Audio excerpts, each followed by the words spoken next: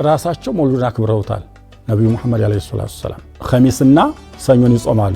በ40 ዓመታቸው የነብይነት ማዕረግ አላህ ተሰጣቸው። ለ23 ዓመታትም የሰው ልጅ ሁሉ እስልምናን እንዲቀበል ጥሪ ያደረጉት ታላቁ ነብዩ መሐመድ የእዝነቱ የፍትሁ ነብይ በሚል በስፋት በእምነቱ ተከታዮች ዘንድ ይታወቃሉ።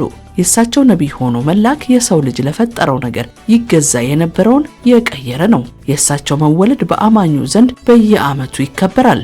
መውሊድ ለዓለማት ህዝቦች እዝነት አድርገን እንጂ አላክነህም ብሏቸዋል። የእዝነቱ ነብይ የፍትሁ ነብይ የሚል ስያሜም አላቸው።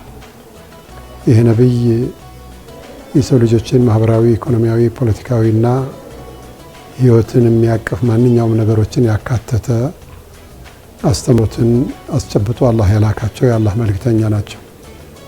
ይህ ነብይ አለይሂ ሰላቱ ወሰላም ተልከው ወደኛ መምጣታቸው ሁሉም ነገር የአላህ ጸጋ ነው፣ ለናመሰግን ይገባል። እንግዲህ ይሄ መውሊድ ትልቅ ዓላማ ነው ይዞ የመጣው። ወሊደ العالم بولادة رسول الله صلى الله عليه وسلم ነብያችን በመወለዳቸው ነው ዓለም የተወለደው።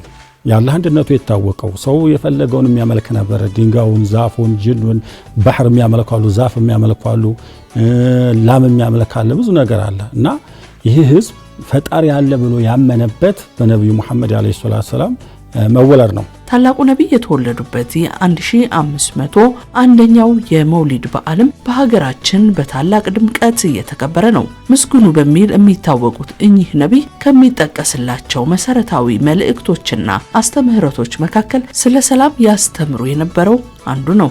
ሰው ለማንም አካል ሰላም የመስጠት ኃላፊነትና ግዴታ እንዳለበት ማስተማራቸው ነው። የአላህ ሐሳብ ነው።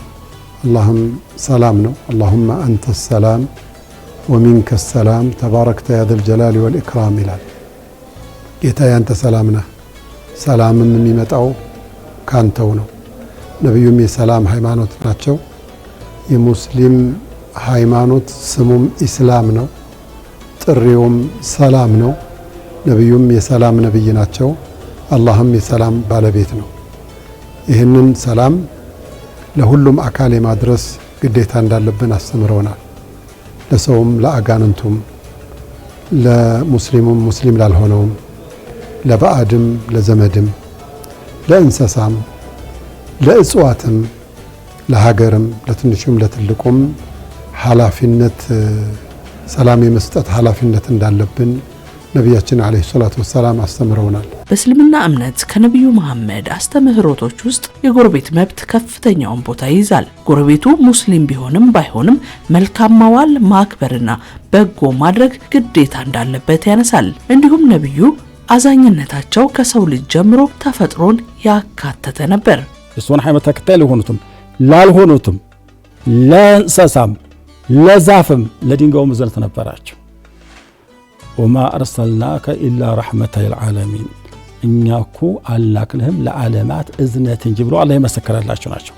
ስለ ምግባራቸው፣ ስለ አኽላቃቸው ወኢነከ ለዓላ ኹሉቂን ዐዚም አንተ በተላቅ ነብዩላህ ሙሳ አልተመሰገኑበት ዝቅ፣ ነብዩላህ ኢሳ በዛህ አልተጠሩም፣ ነብዩላህ ኢብራሂም በጣም ትልቅ ነብይ፣ ነብዩላህ ኑህ እሳቸው ግን ወኢነከ ለዓላ ኹሉቂን ዐዚም ነብዩ መሐመድ አለይሂ ሰላም አላህ የመሰከረላቸው በስነ ምግባራቸውና በእዝነታቸው ነው ይሄን ዲነል ኢስላም ያስፋፉት። አንድ ሙስሊም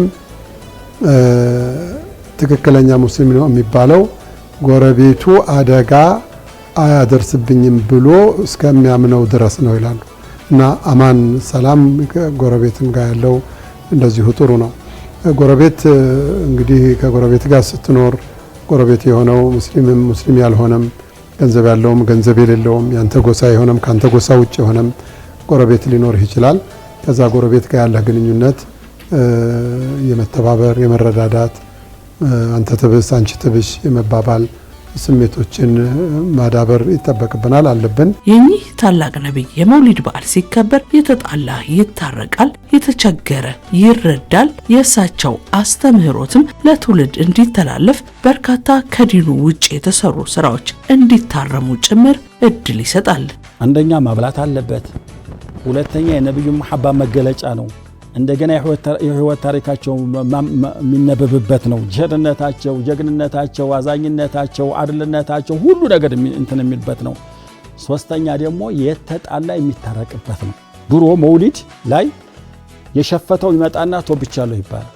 የተጣላን ያውፉ ብያለሁ አቦ እንደው አውፉ ብያለሁ የሚባባልበት፣ የሰረቀን የሰርቄያለሁ ባካችሁ ይሁንላችሁ ብሎ የሚባባልበት ነበር። ባልና ሚስት የተፋቱት ሆነ የሚታረቁበት ነበር። እኔ አቦ መውሊድ ላይ ነው እንደው አውፉ ብያለሁ እሱም አውፉ ብያለሁ ባልና ሚስት የሚመላለሱበት ነበር። ወላሂ ሰው አላህ ሱብሓነሁ ወተዓላ ያዘዘውን መታዘዝ አለበት። መመሪያውን ቁርአንና ሐዲስን ማድረግ አለበት። ትውልድ በቁርአንና በሐዲስ እንዲመራ፣ ተውሂድን እንዲሰብክ፣ ሽርክን እንዲቃወም፣ ዲኑ የሚፈልገውን ነገር እንዲሰራ የአላህና የነብዩ ትእዛዝ ስለሆነ በዚህ መልኩ ስራ መሰራት አለበት። አላህ ይወፍቀን። ለመላው የእስልምና እምነት ተከታዮች በሙሉ መልካም የመውሊድ በዓል እንዲሆን ምኞታቸውን ያስተላለፉት ኡስታዞቹ በዓሉን እምነቱ በሚፈቅደው መልኩ የነብዩ መሐመድን አስተምህሮ በመተግበር መሆን አለበት መልእክታቸው ነው።